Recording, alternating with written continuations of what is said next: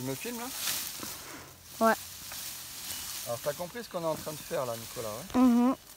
Vas-y, explique-moi, qu'est-ce qu'on est en train de faire? On fait des branches pour les véniques. Ouais. Et on fait du petit bois pour le sauna ou pour l'hiver. Ouais. Et les véniques, alors ça c'est du bouleau, ouais? Là tu es assis sur un tronc, Ouais. un tronc de bouleau.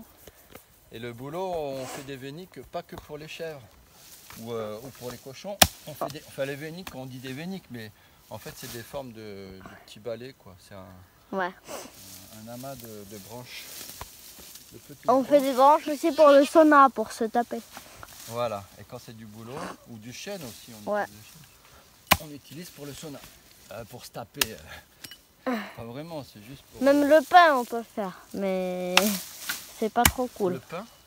Ouais, Ah même oui, avec le pain. On peut rajouter des... C'est vrai, il y en a qui le font.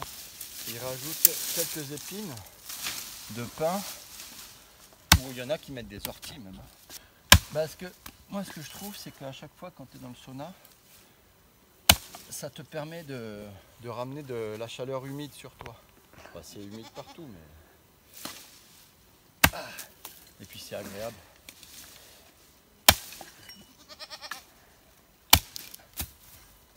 Et ça c'est le petit bois pour le sauna. Bon, c'est bien. Et c'est toi qui as fait le plus gros là, hein? Tu nous montres comment tu fais? Tu connais la technique?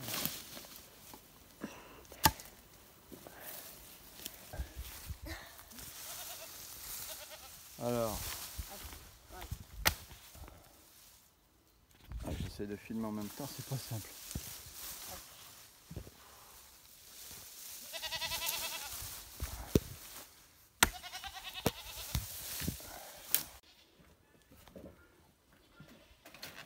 Qu'est-ce qui se passe, Dim?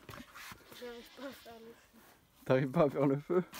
Il y a plein de fumée. Et là, la fumée t'arrive. C'est déjà bien. Hein? Le papier, c'est il ce qu'on brûle dit, avec le feu vert. Oh, bizarre. C'est quoi comme papier que t'as mis? Papier de journal. Bon, alors c'est quoi les règles pour un bon feu? Pour démarrer un feu? Il faut avoir d'abord du papier, après des petites branches, après des branches plus grosses, après des branches ouais, bah déjà, ok. Après encore plus grosses. T'as mis des... Alors ça veut dire que tu... trop grandes là. Ils sont petits. Ouais. C'est quoi du petit bois? C'est des branches un peu comme ça. C'est ça, un peu les doigts. Le petit bois, c'est un petit peu de la taille des doigts. Là, ça brûle un peu. Là. On va voir. Oh, oui. Et c'est le papier qui brûle, non? Oui, c'est le papier, mais t'entends le bruit? Ça craque, ça veut dire que le bois, il a déjà pris... Ok, laisse-moi voir. Bah, je savais même pas que j'ai fait un feu. Le mec qui fait le feu sans le savoir. Hein? Il y avait presque pas quand je suis sortie. Bon, bah si tu arrives à faire prendre le petit bois, en général c'est gagné. Hein. Donc alimente-le en petit bois jusqu'à que tu aies vraiment que ça craque et que tu sentes une bonne flamme. Allez. Et pourquoi tu vas acheter du bois? C'est assez là. On va pas acheter du bois. Tu crois qu'il faut en acheter? 20 mètres cubes, tu vas couper? Ouais. Ладно. Bah, un arbre, 1 mètre cube. Ouais. Bah, il y a 20 arbres. Si je t'ai déjà fait 2, 3. Et un mois de travail.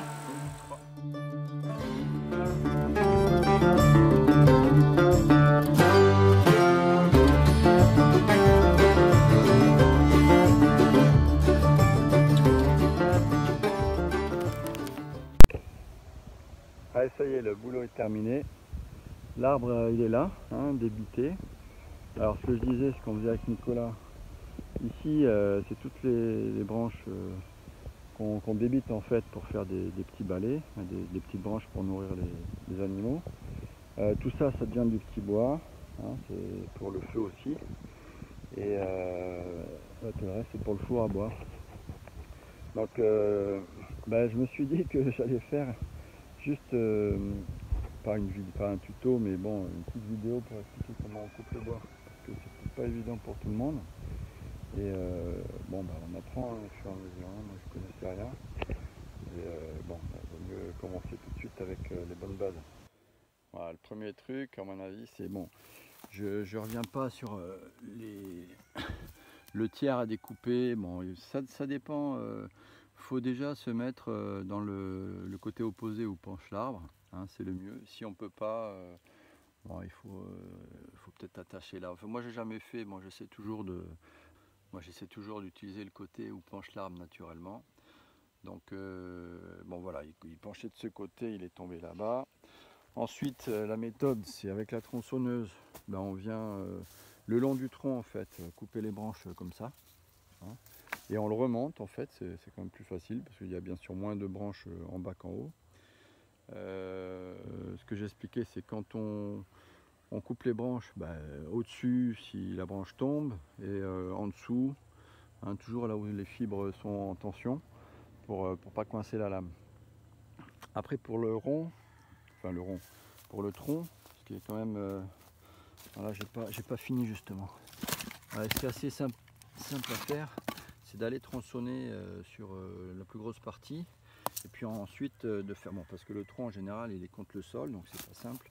Et puis ensuite on le fait rouler pour faire la partie supérieure. Voilà. C'est un truc que j'ai pas terminé. Mais voilà, c'est le plus simple parce que sinon on perd du temps. Qu'est-ce qu'il y a d'autre à dire? Oui, la souche, faut la garder. Hein. Après il faut retailler la base assez plate. C'est quand même le plus simple, hein, parce que si on fait un morceau, il y en a qui font ça au sol, qui mettent un morceau de tronc, comme on fait là par exemple. Ça c'est un morceau de tronc qu'on vient de mettre, il est amovible. Là quand on découpe des trucs comme ça va. Mais si on y va au merlin et qu'on veut couper ça, en fait s'il y a un morceau de bois là et que on le tape dessus, tout est... en fait c'est l'effort qui est transmis là-dedans. Si c'est une souche, l'effort il va être doublé parce qu'il va revenir. Il va y avoir un effet de réponse. Alors que si on le fait au sol, c'est le sol qui va prendre une grosse partie de l'effort et ça va pas suffire. Donc, ça c'est important, toujours utiliser la souche, donc la remettre à plat une fois que l'arbre est coupé. Ensuite le sens des fibres, alors je sais pas, les branches vers le haut, les branches vers le bas, j'ai pas encore vu une grosse différence. Moi je dirais a priori qu'il faut mettre les branches vers le bas, mais bon, j'ai pas encore vu de grosses différences.